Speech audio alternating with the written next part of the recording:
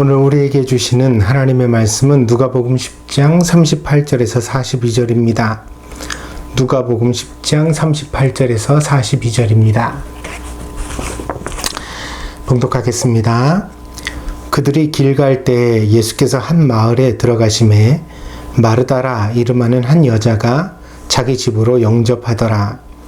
그에게 마리아라 하는 동생이 있어 주의 발치에 앉아 그의 말씀을 듣더니 마르다는 준비하는 일이 많아 마음이 분주한지라. 예수께 나아가 이르되 주여 내 동생이 나 혼자 일하게 두는 것을 생각하지 아니하시나이까. 그를 명하사 나를 도와주라 하소서. 주께서 대답하여 이르시되 마르다야 마르다야 내가 많은 일로 염려하고 근심하나 몇 가지만 하든지 혹은 한 가지만이라도 족하니라. 마리아는 이 좋은 편을 택하였으니 빼앗기지 아니하리라 하시니라. 아멘. 2021년도의 설날이 지나가고 있습니다. 전에 없던 명절이지요.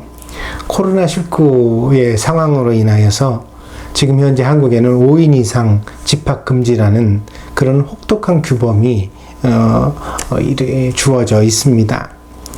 그래서 이런 상황 가운데 명절을 보내고 있기 때문에 명절 분위기를 내는 것이 참 쉽지는 않습니다. 그럼에도 고속도로에는 차가 가득 차고 기차에는 빈자리가 없었다고 합니다. 더러는 가족들이 번갈아 자리를 바꾸면서 법을 준수했고요. 그러니까 부모님 계신 집에 2명만 들어가면 4명이잖아요. 그래서 2명 방문해서 먼저 부모님이랑 인사를 나누고, 그리고 이제 그 형제들이 떠나고 나면 또 2명이 찾아와서 인사를 하고, 그런 식으로 이제 법을 준수하기도 했다고 하고요. 또 더러는 주변의 눈치를 보면서 아주 조용하게 함께 모여서, 그러니까 4명 이상이 모였겠죠. 5명, 7명 이렇게 모였겠죠. 그렇지만 이제 이웃집 알까봐 조용하게 들어가서 밥만 한 끼 간신히 먹고, 그리고 급하게 헤어지는 것으로 이 명절을 지켰다고 합니다. 부모와 자식이 만나고 함께 음식을 먹고 또 덕담을 나누는 1년에 몇 안 되는 이 특별한 기회조차 이렇게 제한을 받는 것이 참 안타까운 현실이지만, 그러나 이런 노력들이 결실을 맺어서 우리 모두 다 함께 이 무서운 전염병을 잘 극복하고 이겨내는 그러한 이때가 되었으면 좋겠습니다. 그래서 이 명절이 지나고 나서 다시 전염병이 번졌다는 소식이 없어야 할 텐데 지금 마음을 졸이면서 보고 있습니다. 꼭 다음 주, 그 다음 주에도 무사히 지나가서 이 감염된 환자들이 나오는 숫자가 급히 줄어들어서 조금 더 자유로워지기를 바랍니다. 한국도 그렇고 일본도 그렇고 조금 이제 확진자 수가 좀 줄기는 했지요. 아주 사회적으로 이렇게 왕래를 안 하게 되어지면 병이 좀 주는 거는 같습니다. 우리가 조금만 힘을 모아서 이번 봄, 여름까지가 고비가 될 것 같으니까요. 우리가 함께 다 잘 이겨낼 수 있도록 다시 한번 마음을 모두었으면 좋겠습니다. 명절에 모이지를 못한다고 하니까 2030 세대, 그러니까 지금 20대, 30대가 되어지는 사람들은 오히려 기뻐하는 사람들도 많았다는 소식도 있습니다.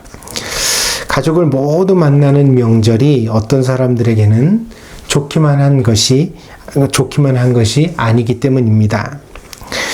며느리들은 이 명절을 앞뒤로 하여서요, 끝도 없이 이어지는 상차림에 등골이 휘고, 또 젊은이들은 이 어려운 시절에 가족들을 만나면 야, 너 학교는 갔니? 취업은 어떻니? 결혼은 어떻게 할 거니? 이런 질문들을 받게 되잖아요. 이 뜬금없는 질문들이 잘 풀리면 신이 나는데 잘 풀리지 않는 젊은이들은 주눅들게 하고 또 마음에 상처를 주거든요. 남의 인생을 대신 살아줄 것도 아닌데 평소에 아무런 관심도 보이지 않다가 얼굴 보면 너무 쉽게 그런 남의 인생에 대한 질문을 던지고 또 진심도 없는 그런 인생의 훈수를 두어서 이래라 저래라 이렇게 해야 된다 저렇게 해야 된다 그렇게 함부로 말하는 태도는 우리가 조금 삼가했으면 합니다. 요즘 힘들지 않은 사람이 어디 있겠습니까? 그래서 더 말을 조심해야 하고 덕담도 잘해야 하는 시기라고 생각을 합니다.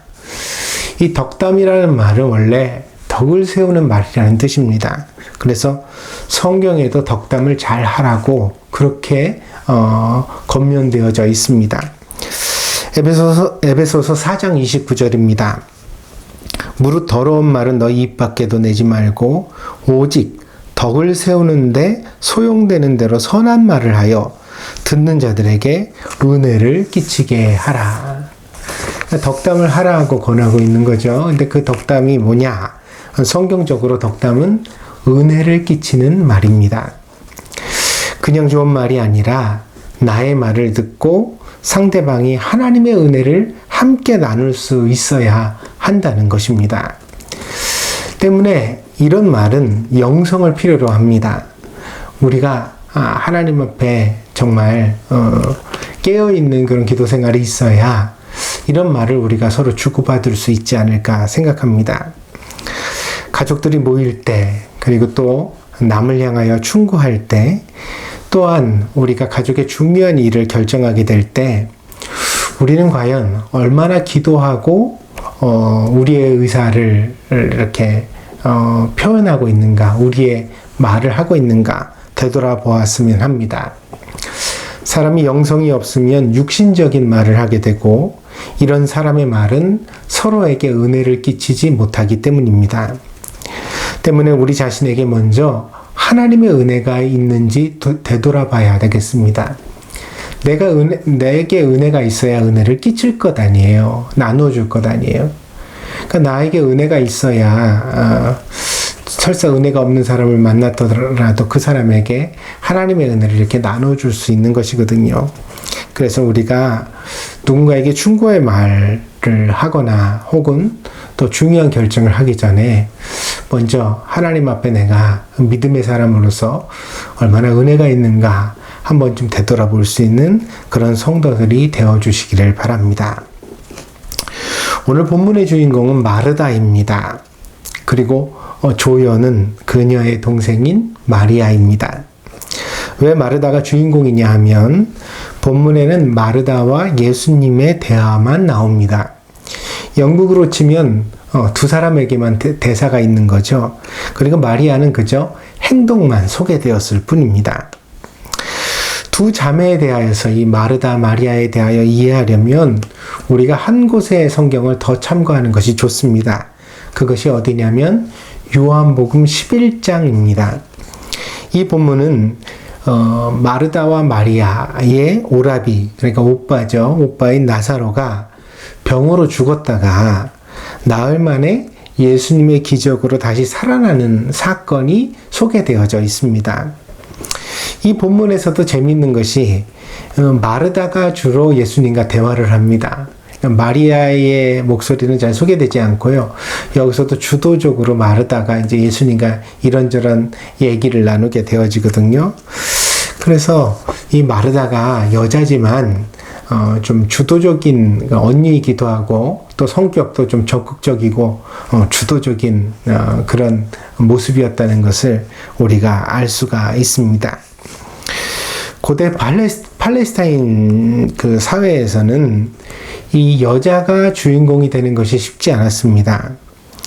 만약 마르다와 마리아도 결혼을 하고 남편과 다복한 가정을 누렸다면 이렇게 그녀들이 겉으로 드러나는 이런 역할을 하기는 힘들었을 것입니다. 왜냐하면 남편이 그 아내가 이렇게 바깥으로 활동을 하는 것을 갖다가 제한했을 것이기 때문이죠. 근데 이제 성경을 보면 그녀들의 남편도 자녀도 보이지 않습니다. 그러니까 마르다, 마리아 둘 다에게 나이가 적은 것도 아닌데 이 두 사람 다에게 남편 그리고 그 자녀가 소개되지 않습니다. 오직 그녀들의 오라비, 그러니까 오빠인 나사로만 소개된다는 것은 이 자매의 인생이 우리가 보통 이렇게 일반적이라고 생각하는 그런 인생이 아니었다는 것을 암시합니다. 때문에 이 가정의 형제들은 서로 더욱 단단하게 결속되어져 있었습니다.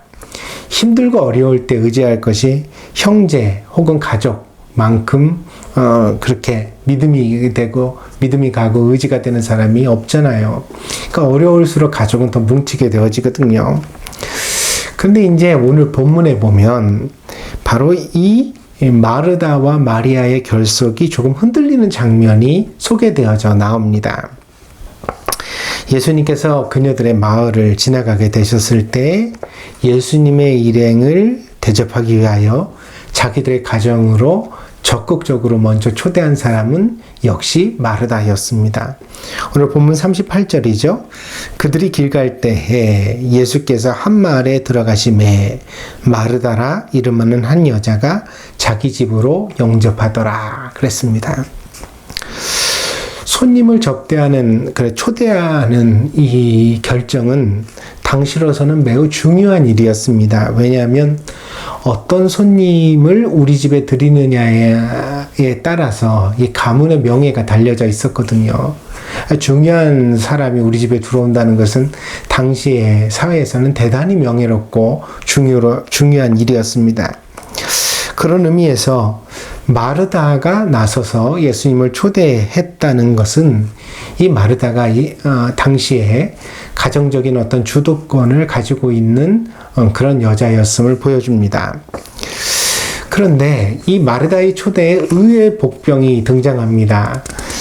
바로 이 마르다의 동생 마리아입니다. 오늘 본문 39절과 40절을 제가 한번 읽어보겠습니다. 그에게 마리아라 하는 동생이 있어 주의 발치에 앉아 그의 말씀을 듣더니 마르다는 준비하는 일이 많아 마음이 분주한지라. 이 마르다와 마리아가 서로 비교되어져 있죠. 마리아는 이제 예수님 발치에 앉아가지고 말씀을 듣는 모습으로 나타나고, 마르다는 그야말로 준비하는 일이 많습니다. 그래가지고 분주하다. 이렇게 소개되어져 있습니다. 상황은 충분히 이해가 갑니다. 마르다는 손님을 접대하기 위하여 온 힘을 다하고 있었습니다. 그런데 그녀의 눈앞에 자기 동생 마리아가 보이는데, 이 마리아가 예수님 앞에 다소곳이 앉아서 예수님 설교하시는 그 말씀 듣는 것에 전념하고 있었거든요. 그 장면이 이 마르다의 막 열심히 땀 흘리며 수고하던 마르다의 눈에 딱 들어오는 순간 이 마르다가 그냥 급히 어떤 시기, 어떤 분노 같은 것들을 느꼈던 것이죠. 사람은 어려움 자체보다 불공평함을 훨씬 더 참지 못한다고 합니다. 그래서 모두가 다 힘들면 사실은 잘 견딜 수 있는데, 이게 사람이 제일 못 참는 게 뭐냐면 나만 힘든 거예요.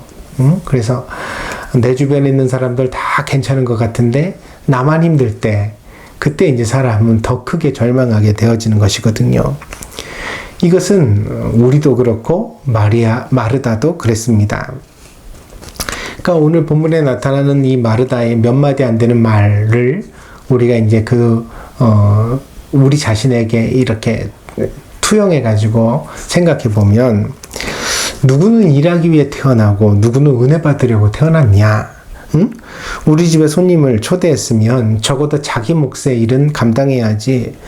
어떻게 언니인 내가 이렇게 분주하게 일하고 있는데 동생인 내가 마치 손님처럼 앉아가지고 설교만 듣고 있느냐? 그야말로 이건 말도 안 되는 일이다. 사람이 어떻게 그럴 수가 있냐? 응? 이거야말로 따끔하게 가르쳐야 하는 것 아닌가? 뭐 그런 생각이 꼬리에 꼬리를 물었던 것이지요. 이런 마르다의 생각은 오늘의 우리도 흔히 가질 수 있는 생각입니다. 그래서 이어지는 그녀의 말에 우리도 쉽게 공감할 수 있습니다. 40절입니다. 마르다는 준비하는 일이 많아 마음이 분주한지라 예수님께 나아가 이르되, 마르다의 말입니다. 주여, 내 동생이 나 혼자 일하게 두는 것을 생각하지 아니하시나이까? 그를 명하사 나를 도와주라 하소서. 현대적인 감각으로 보면 이 마르다의 이야기가 지극히 당연하지 않습니까? 훨씬 더 우리에게 공감을 줄 수 있는 그런 입장이 말이지요. 본래 손님은 어렵게 대하는 것이 예의입니다. 그러니까 손님에게 이래라 저래라 말하는 법이 지금도 없지요. 손님을 청하면 되도록이면 불편한 말은 삼가하고 극진히 모시다가 가고 난 다음에 이제 남은 사람끼리 뭐라고 비판도 하고 얘기도 하고 뒷얘기도 할 수 있습니다만, 그러나 손님을 앞에 두고 어려운 말을 하는 경우는 없지요. 문제가 있다고 하더라도 그것을 손님에게 해결해 달라고 청하는 법도 없습니다.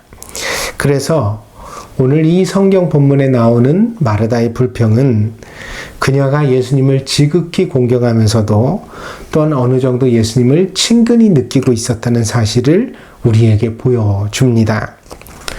실제로 성경은 이 마르다, 마리아 그리고 나사로와 예수님의 관계를 굉장히 인상적인 표현으로 기록하고 있습니다. 요한복음 11장 5절입니다. 예수께서 본래 마르다와 그 동생과 그 동생 마리아죠. 그 동생과 나사로를 사랑하시더니, 이 장면이 이제 예수님이 나사로가 죽었다는 소식을 듣게 되는 그 장면이거든요. 근데 그 장면에 요한은 이런 아주 예수님과 가까운 제자였으니까요. 예수님의 심정을 헤아려 가지고 자기 나름대로 이제 어떤 평가, 코멘트를 달하는 거죠. 그 코멘트가 뭐였냐면, 예수님은 본래 마르다와 마리아와 나사로를 사랑하셨다. 이렇게 코멘트를 달하는 거죠. 다른 사람도 아니고 요한의 코멘트였으니까 이거 굉장히 신뢰할 만하겠죠. 그러니까 이 예수님과 이 세 남매의 관계는 아주 특별했던 것입니다. 예수님은 이들 세 남매를 특별히 사랑하셨습니다. 때문에 본문에 나오는 예수님의 말씀에도 사실은 그런 친근함과 사랑이 분명히 드러나고 있습니다.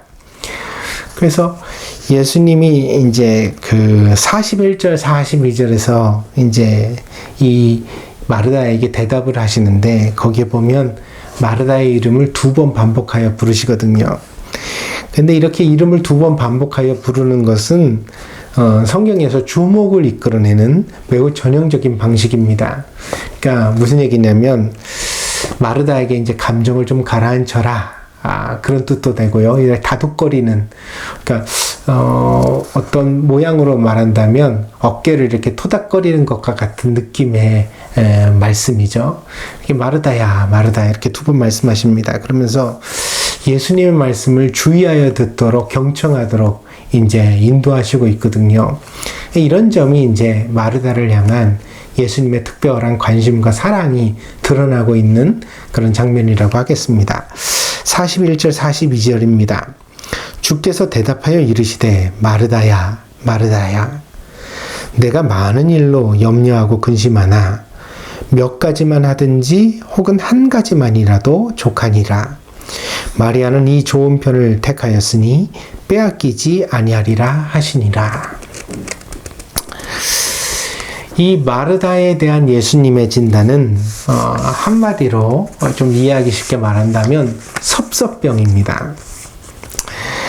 이 41절에서 이렇게 이제 말씀을 하시거든요. 내가 많은 일로 염려하고 근심하나, 그럽니다. 근데 염려와 근심은 본래 예수님께서 이 집에 가져오신 것이 아니었습니다. 그렇잖아요. 예수님께서 특별히 사랑하시는 3남매의 가정을 오랜만에 방문하시는데, 그 가정에 들어가시면서 예수님이 기대하신 것이 기름진 음식이나 혹은 어떤 많은 사람들 앞에서 보여지는 융성한 접대였을까요? 그런 건 아니었을 거예요. 예수님은 이 친근한 사람들과 안부를 묻고 사랑을 확인하고 그들의 마음을 어루만져 격려하기를 원하셨을 것입니다. 그러니까 예수님은 마르다가 염려하고 근심하길 바라시지는 않았다는 거죠. 그러나 마르다는 예수님을 너무 잘 접대하고 싶다는 욕심에 그만 염려하고 근심하는 자리까지 떨어졌던 것입니다. 제가 이 설교를 사실은 몇 번 했습니다. 이 본문을 가지고 설교를 몇 번을 드렸는데, 이 설날을 맞이하여서 이 본문을 다시 꺼낸 이유가 있습니다. 그게 뭐냐면 이 명절에 가족이 모이면 꼭 마음 상하는 사람들이 나오더라고요. 응? 그러니까 우리가 모일 때 가족이 오랜만에 만날 때 누군가를 기분 나쁘게 하거나 상처 주거나 힘들게 하려고 만나는 건 아니지 않습니까? 예수님이 이 마르다의 집에 들어가실 때도 선한 의도를 가지고 들어가신 것처럼 우리도 가족이 명절에 함께 모일 때는 부모님께 기쁨을 드리고 형제들이 우애를 나누는, 그래서 정말 행복한 시간을 가지려고 함께 모이는 것 아닙니까? 먼 길을 고생해서 가가지고요. 근데 이제 만나보면 너무 잘 대접하고 싶다는 이 마르다의 욕심이 결국은 이제 이 섭섭병으로 나타난 것처럼 우리들도 현실 속에서는 상대를 이렇게 걱정해서 한 말인데 그 말이 상대에게 아픔을 주고, 응? 상대를 위해서 나름 이렇게 해준 말인데 그게 상대방에게는 막 뭐라 그럴까요? 참을 수 없는 모욕이 되어지고 이런 일들이 생겨나더라는 말이에요. 이게 우리가 조심해야 될 것이 아닌가. 응? 우리에게도 이 마르다의 사건은, 오늘 본문에 보여지는 마르다의 사건은 흔히 일어나는 일이라는 생각이 들어서 이 본문을 여러분에게 다시 한번 설교 드리기로 마음먹은 것입니다. 그런데 여기서 한 가지 더 생각할 것이 있습니다. 뭐냐면 이런 태도는 한 가지 사건에만 국한되는 것이 절대로 아니라는 것입니다. 다시 말씀드려서 섭섭병은 때와 장소를 가리지 않습니다. 차별하지 않는 상황에서도 차별을 느끼고, 그리고 그냥 스스로 불쾌해지고 화가 나고 원망을 하게 되는 것은 섭섭병의 전형적인 증상입니다. 이것은 다른 사람이나 혹은 상황의 문제가 아닙니다. 이것은 섭섭병이라고 제가 말씀을 드린 것처럼 우리 마음의 문제거든요. 우리 마음이 그런 좋게 들을 수 없는, 좋게 보아줄 수 없는 어떤 색안경을 낀 상태, 삐딱해진 상태가 드러나고 있는 거죠. 그래서 이런 문제를 지니고 있는 사람은 모든 관계가 다 불편하고 모든 상황이 결국에는 다 염려와 근심이 되어버리고 맙니다. 좋은 일도 염려와 근심이 되는 거예요. 그래서 이것을 섭섭병이라고 말씀을 드리는 겁니다. 본문을 자주 오독하는 사람들은 예수님께서 마리아를 편드셨다고 생각합니다. 그러나 본문의 말씀은 마리아의 선택을 존중하시고 있을 뿐입니다. 다시 말해서 마리아가 예수님을 맞이했을 때 분주하게 일하는 것보다 예수님 앞에 앉아가지고 말씀 듣는 것을 택하였는데, 이런 마리아의 선택은 충분히 그럴 만한 가치가 있는 선택이고, 그래서 예수님은 뭐라고 얘기하셨냐면 빼앗기지 아니하리라 그러셨거든요. 이 얘기는 마리아의 고집도 거기에 내포되어 있는 겁니다. 그러니까 마리아가 쉽게 그 자리를 일어나서 일하지는 않을 것이라는 겁니다. 좀 더 풀이해서 말하면 마르다가 아무리 난리를 쳐도 마리아는 당장 일어나 일하기보다는 끝까지 설교를 들을 것이라는 거죠. 그래서 이런 예수님의 이야기를, 말씀을 듣고 나면 마르다뿐 아니라 마리아에게도 나름 고집이 있었지 않았을까, 그런 생각을 해보게 됩니다. 사람은 각자 자기의 모양대로 살아갑니다. 그래서 사람의 성격에는 옳고 그름이 없습니다. 내성적이면 내성적이게 사는 것이고 적극적이면 적극적으로 사는 것 뿐입니다. 그것은 어느 것이 옳거나 틀린 것이 아니라 그저 다른 것입니다. 그래서 사람이 서로 행복하게 살아가기 위해서는 그 다름을 인정하고 그 다름의 조화를 함께 이끌어내야 합니다. 나는 나의 생각을 지키면서 또한 상대방의 생각과 선택을 존중해 줄 아는 그런 태도가 우리에게 있어야 하겠습니다. 이것이 바로 지혜로운 태도일 것입니다. 42절에서 예수님의 말씀을 보니까 몇 가지만 하든지 그랬거든요. 이 몇 가지만 하던 것은 하는 사람은 누구예요? 마르다를 뜻하고 있죠. 마르다는 한 가지 일만으로 직성이 풀리지 않습니다. 이 마르다는 막 멀티죠. 멀티플레이어예요. 여러 가지를 막 몇 가지를 갖다가 한꺼번에 하고 있는 그런 사람입니다. 그는 실제로 분주한 마음으로 여러 가지 일을 감당하고 있었습니다. 그런데 그 다음에 예수님이 혹 한 가지만이라도 이렇게 말씀하시거든요. 이 한 가지만 하는 싱글 플레이어가 누구죠? 이 마리아예요. 마리아는 뭐 여러 개 필요 없어요. 분주한 거 다 나중이에요. 뭐냐? 지금 당장 자기의 마음에 가는 것, 그것에 매달리는 그런 고집이 있어 보입니다. 마리아는 오로지 예수님 앞에 앉아 그 말씀 듣는 것을 선택하고 있었습니다. 예수님은, 근데 이 예수님의 편에서 한번 생각을 해보면, 예수님은 설교를 듣는 걸 원하셨을까요? 일하는 걸 원하셨을까요? 그럼 우리가 추측할 수는 있지만 쉽게 결정할 수는 없습니다. 왜냐하면요, 예수님은 본문에서 일하느라 분주한 마르다에게 야, 이리 와서 여기 앉아서 설교부터 들어, 이렇게 안 하셨거든요. 일하는 마르다는 마르다대로 두셨어요. 마르다가 이렇게 예수님께 막 화를 내면서 다가오기 전까지 일하는 건 마르다의 선택이었습니다. 그러니까 그렇게 하라고 두셨어요. 그리고 또 예수님의 그리고 또 예수님은 마리아의 선택도 존중하셨습니다. 마리아는 전심으로 설교를 들었죠. 근데 예수님은 그렇게 설교를 듣고 있는 마리아를 오늘 본문에 나오는 마르다의 요청처럼 일어나서 일 좀 하지? 그렇게 말씀도 안 하셨어요. 그래. 네가 그걸 원하면 그래, 그렇게 한번 해봐라. 그렇게 두셨죠.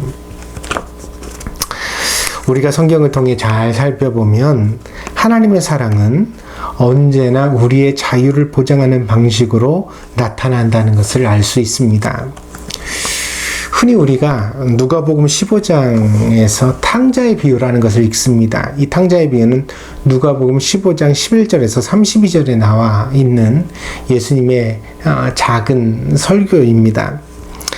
근데 예수님의 설교 속에 두 아들이 나오거든요. 그런데 큰 아들은 아버지 집에 끝까지 남아서 충성하기를 선택했지만 작은 아들은 아주 당돌한 아들입니다. 아버지가 아직 살아계신데 유산을 달라고 요청하거든요. 그래서는 이 아버지의 유산을 받아가지고 다 팔아서, 당시에 이제 재산이라는 건 땅이라든가 뭐 집이라든가 그런 것 아니겠어요? 그걸 다 팔아가지고요, 그걸 돈으로 마련해서 먼 외국에 나가버립니다. 그 외국에서 아주 허랑방탕하게 살다가 아버지가 물려준 모든 유산을 다 탕진하고 결국에는 거지 신세가 되어서야 자기가 잘못 선택하고 행동한 것을 반성하게 된다. 그래서 이제 아버지에게 용서를 빌려고 돌아오게 된다라는 그런 내용의 설교입니다. 그런데 이 예수님의 설교 속에 나오는 아버지가 좀 범상치 않습니다. 좀 이상해 보입니다. 왜냐하면 자식이, 그것도 불량한 자식이 유산을 달라고 하면 보통 아버지라면 주겠습니까? 안 주겠습니까? 안 줄 것 아니에요. 아버지가 자기 자식을 아는데 얘가 좀 뭔가 마음에 바람이 든 것 같다 이렇게 느껴지면 그 유산을 주면 되겠습니까? 안 준다고, 못 준다고 단호하게 거절해야죠. 주는 것보다 안 주는 게 맞는 것 같습니다. 그런데 이 예수님의 이야기 속에 나오는 아버지는 유산을 주거든요. 자기 재산의 절반을 뚝 떼어서 주거든요. 그리고 그 아들이 이 모든 상속받은 재산을 다 정리해서 먼 외국으로 가는데도 아무런 행동을 취하지 않습니다. 그러니까 과거에 이렇게 재산을 정리하는 일이 하루 이틀에 될 게 아니잖아요. 그러니까 그 조그만 동네에서 이런 일을 했으면 금세 소문이 났을 거고 아버지도 알았을 텐데, 그런데도 아버지가 개입하지 않았다는 것입니다. 심지어 이 작은 아들이 외국에 가버린 후에도 아버지가 맘만 있었다면 거기를 찾아가서 혼쭐을 내줄 수도 있잖아요. 또 그 인생에 간섭할 수도 있고요. 그런데 이 예수님의 설교 속에 나오는 아버지는 그렇게 절대로 하지 않았다는 것입니다. 그렇다고 해서 이 아버지가 둘째 아들을 마음에서 버린 것도 아닙니다. 아버지는 매일 마을 어귀에 나가서 이 작은 아들이 돌아오기를 기다렸다고 합니다. 그렇게 기다리던 어느 날 마침내 거짓골이 된 작은 아들이 멀리서 이렇게 돌아오는데, 아버지가 아직 서로 거리가 먼데도 불구하고 첫눈에 이 자기 아들을 알아봐요. 그리고는 달려가서는 그 아들을 품에다 끌어안거든요. 그렇게 포옹해가지고 입 맞추고 끌어안는 장면이 이제 예수님의 설교 속에 나오거든요. 누가복음 15장 20절입니다. 이에 일어나서 아버지께 돌아가니라. 아직도 거리가 먼데, 그러니까 이제 돌아오는 아들과 아버지의 거리가 먼 거죠. 그런데 아버지가 그를 보고 측은히 여겨. 왜냐면 아버지는 벌써 보자마자 첫눈에 자기 아들을 안 거야. 이거는 부모들은 압니다. 그게 운동장에서 애들을 그렇게 많이 모아둬도 내 자식은 한눈에 보이거든요. 그러니까 아버지가 그렇게 애정하는 마음으로 기다렸으니까 아무리 거지가 돼도 자기 아들이 보인 거죠. 그러니까 측은히 여기서 달려가서 어떻게 했어요? 목을 안고 입을 맞추니, 그렇게 되어져 있습니다. 이 이야기가 가르쳐주고 있는 아버지의 모습은 바로 하나님의 사랑입니다. 그리고 그 사랑의 정체는 사랑하기 때문에 각자의 결정을 존중하고 스스로 깨닫고 돌아오기를 기다리시는 하나님 아버지의 지극한 사랑. 예, 여기서 특별히 드러나는 것은 인내의 사랑이죠. 그 기다리시는 사랑을 우리들에게 말해주고 있습니다. 그래서 사도 바울이 고린도전서 13장에서 사랑에 대하여 참 깊은 설교를 하면서 사랑을 어떻게 말했냐면, 사랑은 오래 참고, 이게 13장 4절입니다. 사랑 오래 참고. 그리고 다시 7절에 가면 사랑은 모든 것을 참으며 모든 것을 믿으며 모든 것을 바라며 모든 것을 견디느니라. 참으며 견딘다라는 것도 이제 오래 참고 하고 같이 통하는 거죠. 인내의 사랑을 말해주는 거예요. 그러니까 이 사랑의 속성은 참고 견디는 거거든요. 왜냐하면 상대에게 자유를 주기 위해서, 그 상대방이 사랑으로 부응할 때까지 기다리기 위해서 이런 기다림을 필요로 하게 된다는 것입니다. 올바른 사랑은 자유를 선물합니다. 상대방의 선택을 존중합니다. 강제하고 압박하고 지배하는 것은 정당한 사랑이 아닙니다. 사람은 모두 다릅니다. 내 생각과 사고방식만 옳은 것이 아닙니다. 상대방의 선택과 행동도 나름 일리가 있을 것입니다. 결혼을 하는 것도 사정이 있어서 하는 것이고, 결혼을 하지 않는 것도 사정이 있어 하지 않는 것입니다. 적성을 좀 양보해서라도 안정적인 직장에 가는 것도 고민 끝에 결정이고, 적성을 살리기 위해서 좀 남들이 볼 때는 고생스러워 보이는 길을 가는 것도 그 나름대로 자기만의 선택입니다. 우리는 누구나 자기가 원하는 인생을 살아볼 수 있어야 합니다. 그리고 그 선택에 의하여 스스로 책임질 때 비로소 우리는 자부심을 가질 수 있게 되어지고 우리 자신의 인생을 스스로 채울 수 있게 되는 것입니다. 그래서 우리는요, 스스로 서로 배려하는 법을 배워야만 합니다.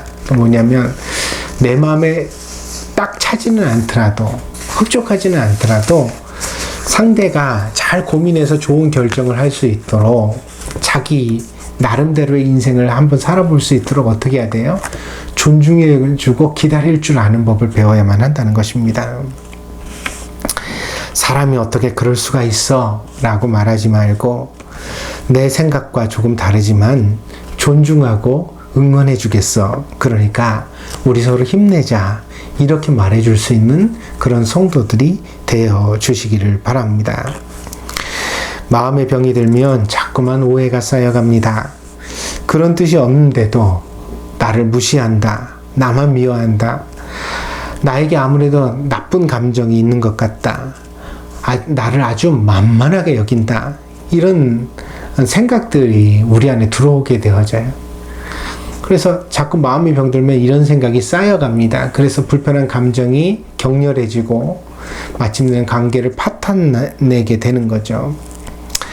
그냥 스쳐가는 타인을 향하여도 이런 생각을 가지면 관계를 잘 원만하게 가지기가 힘이 듭니다. 하물며 내가 사랑하는 동생, 형제들, 그리고 부모 자식지간에 이런 색안경을 끼고 보게 된다면 나에게만 굉장히 나쁘게 생각하는 것 같아, 이런 마음을 품고 보게 된다면 그건 본인 스스로 지옥을 만드는 거죠. 그리고 스스로 지옥에 빠진 사람을 구원해 줄 수 있는 길은 세상 어디에도 없습니다. 그래서 우리가 우리 마음을 잘 다스리고 살펴야만 하는 것입니다. 오늘 예수님의 진심은 말이 아니라 눈빛을 통해 전해졌을 것이라고 생각합니다. 사람은 같은 말이라도 기분 나쁘게 듣기도 하고 아주 감동적으로 듣기도 합니다. 본문은 이후에 이제 42절 이후에 마르다의 응답에 대하여 더 이상 설명하지 않습니다. 그래서 이 본문은 약간의 여운이 남아 있습니다. 그러니까 마르다가 그럼 예수님의 이 말씀을 듣고 어떻게 반응했을까? 과연 마르다는 생각을 고쳤을까? 더 이상 마리아를 불편하게 여기지 않았을까? 화해했을까? 동생을 존중하게 됐을까? 그건 이제 성경에 나오지 않아서 여운이 있습니다. 그러나 우리는 요한복음 11장에서 예수님과 다시 대화하는 마르다를 만나게 되면서 그녀와 예수님의 관계가 아주 든든하다는 것을 확인할 수 있습니다. 그러니까 적어도 예수님이 이렇게 말씀하셨다고 마르다가 섭섭해하지는 않았던 것 같아요. 그게 이제 요한복음 11장에서 오라버니 나사로가 죽었을 때 이 마르다가 예수님과 대화하는 장면을 통해서 또 그 친근함이, 사랑이 그대로 드러나게 되어지거든요. 서로 사실 그렇게 불편할 일이 없었죠. 왜냐하면 마르다는 예수님께 잘해드리고 싶었던 사람이거든요. 근데 예수님께 너무 잘해주려고 하다가 스스로 근심과 염려에 빠질 필요는 없었다는 겁니다. 그럴 필요가 없었어요. 그렇게 안 해줘도 돼요. 예수님이 원하시는 건 그냥 마르다가 기쁘고 즐거운 거죠. 행복하게 살아가는 거예요. 굳이 그래 예수님한테 잘해주려고 막 자기 동생까지 미워하는 그런 자기 마음의 감옥에 그런 지옥과 같은 상태에 빠지기를 예수님은 바라시지 않았다는 것입니다. 그녀가 조금 부족하다 하더라도 예수님은 기꺼이 그것을 용납하고 이해해 주셨을 것입니다. 대접이 좀 소홀했다고 해도 예수님은 웃으셨겠죠. 그거 가지고서 그렇게 화내셨을 예수님이 절대로 아닙니다. 그리고 그것은 우리도 마찬가지입니다. 우리가 살아갈 때 서로 좀 부족해도요, 괜찮아요. 이렇게 모든 걸 다 가지려고 들어요. 응? 모든 사람을 다 만족시키고. 그런 인생은 없어요. 아무리 우리가 뛰어나도 최선을 다해도 항상 인생에는 여백이 존재하는 겁니다. 응? 그러니까 좀 부족한 걸 서로 받아들이면서 살면 돼요. 넉넉하게. 응? 좋은 말 해주고 따뜻하게 안아주고. 거기 진짜 중요한 게 있는 거예요, 인생에. 완전한 사람이 어디 있겠습니까? 우리는 다 허술하고 부족한 사람일 뿐입니다. 그러나 그 부족함을 서로 이해하며 사랑으로 채워가는 것이 바로 인생이고 신앙생활인 것입니다. 그러니 혹시 이 명절에 여러분에게 실수한 사람들이 있다 하더라도 오늘 이 설교를 듣고 불편한 마음 다 푸시기를 바랍니다. 그리고 나랑 좀 다르게 생각하는구나. 나랑 좀 다른 생각을 가지고 있구나. 그렇게 이해해 주십시오. 그리고 혹시 조금 예의를 벗어나는 일이 있다 하더라도 용서해 주십시오. 그리고 좋게 생각하십시오. 괜히 나를 무시했다, 나에게 함부로 했다고 생각하지 말고 그냥 나한테 잘해주려고 하다가 그랬을 거야. 이렇게 생각하는 여러분들이 되시기를 바랍니다. 그러면 무엇보다 여러분의 마음에 하나님의 은혜를 간직할 수 있습니다. 긍정의 사람은 바깥에서 만들어주는 것이 아닙니다. 내가 작은 텃밭을 가꾸듯이 마음으로 내 자신에게 좋은 생각을 심고 그리고 좋은 말을 거두어 가야 합니다. 그래서 자꾸 좋게 생각하고 좋은 말을 하다 보면 어떻게 되어져요? 점점점 내 안에서 긍정성이 확대되어서 긍정의 사람이 되는 거예요. 반대로 부정의 사람도 마찬가지입니다. 자꾸만요, 의심하는 마음, 불평하는 마음, 나쁘게 보는 마음, 그렇게 열등감이 어린 그런 생각들을 갖다 자꾸 자기한테 심어보세요. 그런 생각을 자꾸 하면 그런 말이 나가거든요. 좋은 말이 안 나가요. 자꾸 그렇게 나쁜 생각과 나쁜 말을 반복하게 되면 어느샌가 어둠이 꽉 차 있는 사람이 되어버리고 마는 겁니다.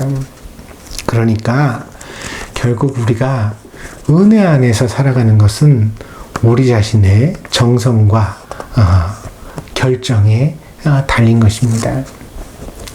오늘 우리가 함께 기도하면서 하나님 앞에 은혜를 구하기를 바랍니다. 하나님이 하늘에서 풍성한 은혜를 주시는 것도 중요하지만 또한 그 주신 은혜를 우리가 잘 간직할 수 있는 사람이 되게 해달라고, 그렇게 사람과 사람의 관계 속에서 막 함부로 은혜를 쏟아버리는 사람 되지 않게 해달라고 늘 깨어 기도하면서 또 조심할 수 있는 그런 성도들이 되시기를 바랍니다. 오늘 여러분에게 하나님의 은혜가 있기를 바랍니다. 기도하겠습니다. 복되신 주님, 오늘도 은혜 가운데 저희들을 붙들어 주시고 마르다를 통해 저희 자신을 되돌아보게 하시니 감사를 드립니다. 우리의 의도는 옳고 선했지만 그러나 너무 조급하고 급하고 또 쉽게 화를 내고 또 오해하고 우리 자신의 마음의 속마음이 너무 좁다 보니까 다른 사람을 잘 용납하지 못해서 그래서 우리 마음에 스스로 지옥을 만들고 불편한 생각들을 가득 채우고 함부로 말하고 함부로 생각했던 잘못들이 있음을 되돌아보게 됩니다. 그렇게 화내고 있는 우리에게 주님은 오늘도 마르다야 마르다야 부르시듯 우리의 이름을 부르시는 줄 믿습니다. 주님, 주님의 부르심 앞에 우리 마음이 다시 잔잔해지게 하여 주시고 마르다가 생각을 고쳐먹고 다시 형제의 우애를 회복했던 것처럼 오늘 우리도 하나님 안에서 서로를 이해하고 사랑할 수 있는 마음을 회복할 수 있는 성도들이 되게 하여 주시옵소서. 서로가 사랑하기 위해 만났음에도 마음껏 사랑하지 못하고 오히려 상처를 주는 교회, 가정, 직장, 모임이 있습니까? 하나님 긍휼히 여겨주시고 우리가 서로 진심으로 소통하게 하시기를 원합니다. 그리하여서 이제는 정말 서로에게 상처를 주는 그런 사람들이 아니라 서로에게 용기를 주고 희망을 주고 사랑을 확인시켜 줄 수 있는 그런 사람들이 될 수 있도록 하나님 저희들에게 은혜를 더하여 주시옵소서. 함께 하시기를 원하오며 모든 말씀 예수 그리스도의 이름으로 기도하였습니다. 아멘.